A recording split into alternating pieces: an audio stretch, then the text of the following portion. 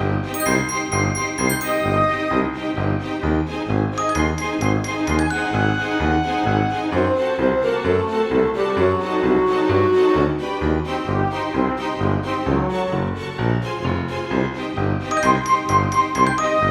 guys, what's up and welcome back to BFFs. Today I'm talking about something a little bit different that you guys may not have seen on my channel before, but at the same hand, it's something that I talk about every day, and that's mental health. So I want to just talk about what is mental health, what are some things you can do to manage your mental health, as well as what are some signs and symptoms that maybe your mental health is suffering, and why the heck that is so important. So if you guys want to see that, then just keep watching. All right, so first things first is, what is mental health? Mental health is basically the health of your mental state. It includes your thoughts, your emotions, brain, everything like that. It's a little bit different from physical health in that if your mental health is suffering, there's really no set physical signs. So you do get physical symptoms, but they don't always indicate one specific thing. Like if you've got a fever, chills, runny nose, upset stomach, you have the flu. As far as with mental health, you could have one symptom and it could mean a bunch of different things. It's how you're thinking, how you're feeling, what your mood state is, all of that. So for any of you that don't already know, I am actually a state licensed mental health therapist. That is my full-time day job. I do all of this on the side with YouTube and Instagram and everything else. But obviously, since I'm a therapist, mental health is something that's really, really important to me. So we kind of talked a little bit about what is mental health. I want to talk about good and not so good mental health. I don't like using necessarily bad mental health because there's not always a set good and bad. It's what works for you.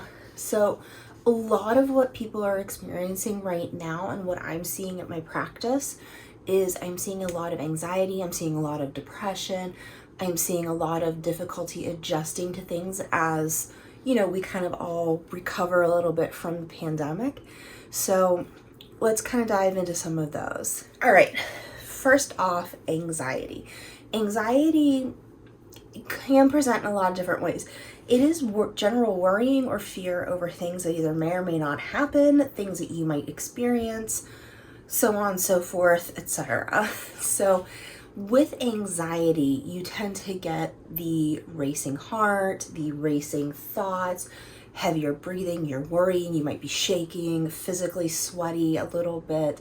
But overall, it's those feelings of just worrying about things, being on edge, being nervous, being a little bit fearful. That's all anxiety. As for depression, depression is when you're feeling down, when you're feeling sad, you don't want to get out of bed in the morning, you kind of have a general blah feeling.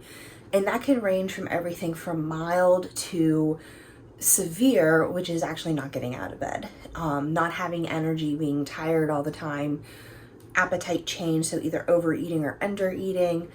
And I always talk to my clients and I ask them if it feels like they're Eeyore right now. And if they are, then we talk about depression and what they can do for it. Those are, in all honesty, the two biggest diagnoses I am seeing and biggest concerns that I am seeing right now.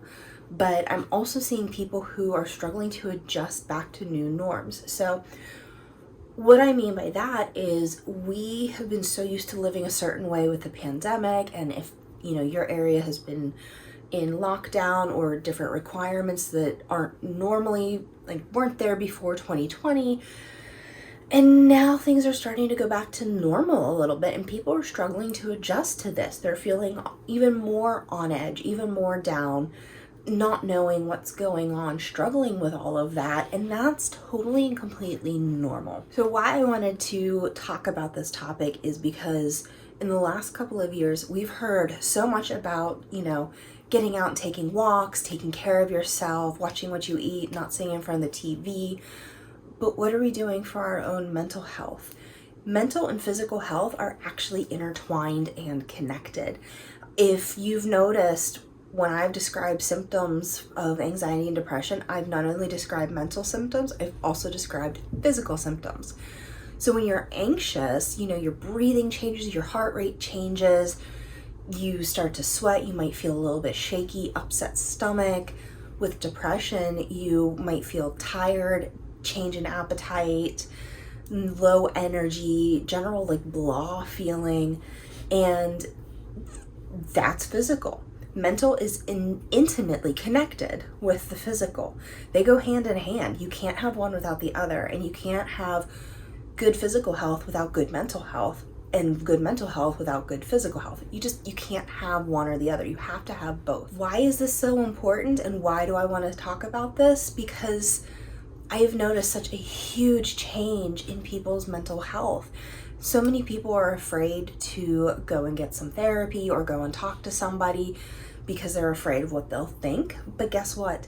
Everybody is experiencing something, whether it's getting back to a normal, adjusting, they're worrying about things, they're not sure how things are going to go or changes have had to be made that are difficult. That all affects your mental health. And it's so important to practice. And here are some tips and tricks that you can do for yourself to help with your mental health. If you're feeling any of these things, or if you're just feeling like you're kind of off-centered a little bit or not quite yourself. The first thing that I like to do and suggest to all of my clients and anybody that I work with is called 4x4 breathing. So what you do is you breathe in for 4 seconds, hold for 4 seconds, out for 4 seconds, and hold. So I'm going to do it with you all real quick so that you know what to do. So to start, you'll breathe in for 4 seconds, hold, out for 4, and hold. Okay?